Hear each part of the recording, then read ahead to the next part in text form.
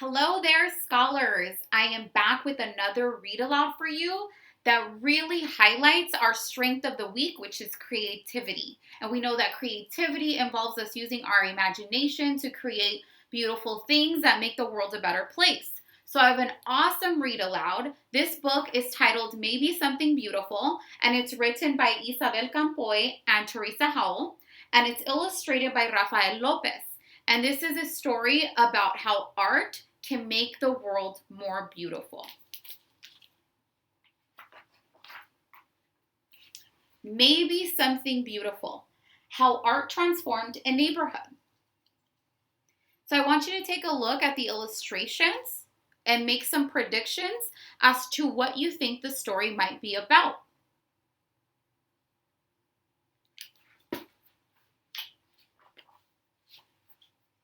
In the heart of a gray city, there lived a girl who loved to doodle, draw, color, and paint. Every time she saw a blank piece of paper, Mira thought to herself, maybe. And because of this, her room was filled with color and her heart was filled with joy. I want you to take a look at what Mira's room looks like. How does Mira's room compare to what her community looks like?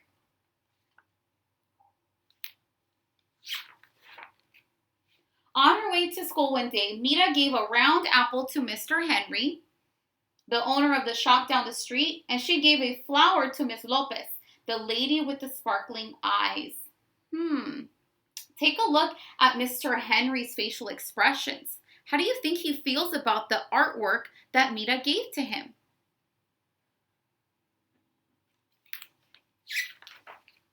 She gave a songbird to Mr. Sachs and a red heart to the policeman who walked up and down the streets. On her way home, Mira taped a glowing sun onto the wall, hiding in the shadows. Her city was less gray, but not so much. How do you think Mr. Sachs and the policeman feel about Mira's drawings? The next day, Mira saw a man with a pocket full of paintbrushes. He gazed at the wall. He looked at her son.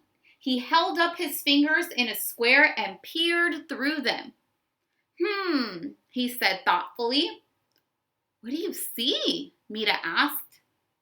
Maybe something beautiful, the man replied. So who do you think this man is? What do you think he might be thinking? Then, just like that, he dipped a brush in the paint. Bam! Pow! The shadows scurried away. Sky blue cut through the gloom. The man's laughter was like a rainbow spreading across the sky. Why do you think the shadows scurried away and the sky cut through the gloom?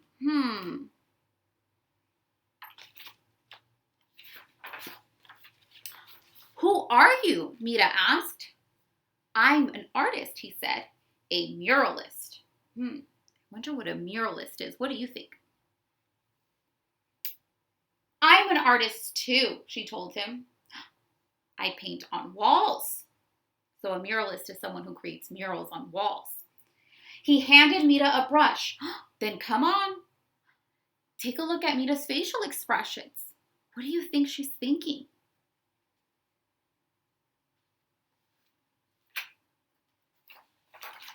Mira dipped in the loudest color she saw. Yahweh! And the wall lit up like sunshine. Think about what word the author used to describe the color that Mira used. Mira dipped in the loudest color she saw. What does a loud color look like?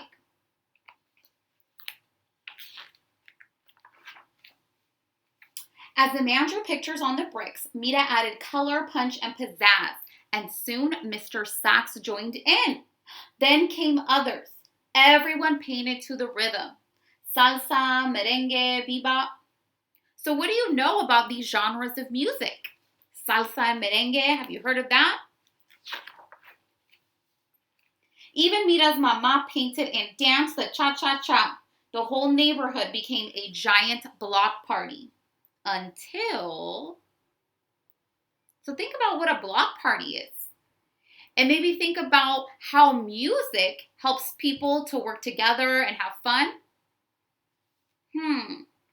What do you think will happen next?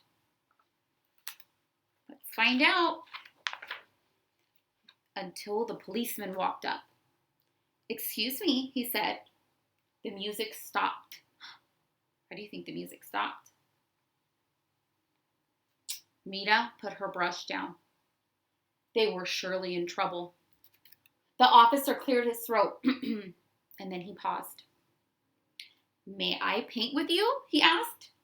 So Mira handed him a paintbrush, and the music started again. Teachers and papas jumped in, babies too. Mira and the man handed out brush after brush, and colors spread throughout the streets. So did joy. What do you think the author means by that? Color and joy spread throughout the streets.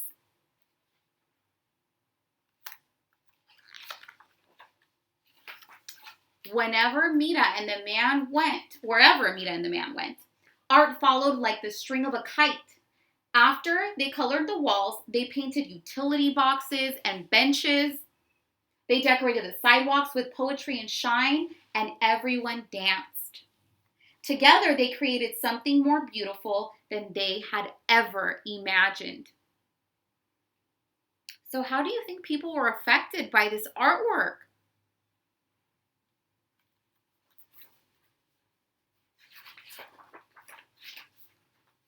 When their clothes were splattered with a million colors, everyone sat down to rest, except the muralist. His eyes sparkled. "You, my friends, are all artists," he told them. "The world is your canvas." He smiled wide, then pulled everything together in big, sweeping motions. His paintbrush was like a magic wand. So the muralist says that everyone is an artist. Do you agree with that statement? When he was finished, Mira added one more bird way up in the sky. Why do you think Mira decided to draw a dove? What does a dove represent? Maybe, she thought, just maybe. And that's the end of the story. So I will leave that ending up to you. Maybe, just maybe, what do you think Mira was thinking? So I'm going to read a note from the authors to give us a little bit more information as to what inspired this story. Maybe something beautiful is based on a true story. At one time, the colorful East Village near downtown San Diego, California, did not have murals on the walls, nor quotes from Gandhi, Martin Luther King, and Cesar Chavez written on the sidewalks. Benches were not the works of art that you can see now, and people living in the area were not part of the bright, vibrant community that they are today. Instead, the streets were gray and drab. But one day, a husband-wife team, he an artist and she a graphic designer and community leader, moved in and transformed their neighborhood into a place of beauty. Rafael and Candice Lopez designed a plan to bring people together to create art so that their neighborhood could become a better place for all to live. They had meetings in their home to share their idea. Everyone was invited: police officers, graffiti artists, teachers, single parents, children, homeless people, and more. With the help of many, the Urban Art Trail was born, and volunteers of all ages, races, and walks of life committed themselves to a common goal: reviving their community through art. First came murals entitled "The Joy of Urban Living" and "The Strength of the Women." Then the community painted utility boxes and benches bright colors. They crafted mosaics around the trees along the streets. And Rafael and Candice had noticed that in their neighborhood, people often looked down at the ground as they walked. So they painted poems in calligraphy on the sidewalks. Little by little, the entire neighborhood became a work of art, and an inspiration to those who lived there. The impact of art in the neighborhood grew. Some of the painted benches were auctioned off, and the money provided classes and scholarships for students who had an interest in art. Visitors came to admire. Donations, big and small, came in.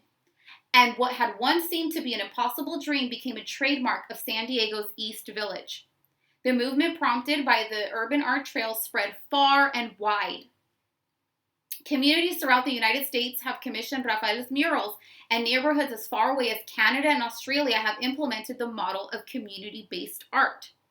Maybe something beautiful illustrated by the muralist who inspired it was written in honor of Rafael and Candice Lopez and all the quiet leaders in our neighborhoods. It is an invitation to transform not only the walls and streets of our cities, but also the minds and hearts of our communities.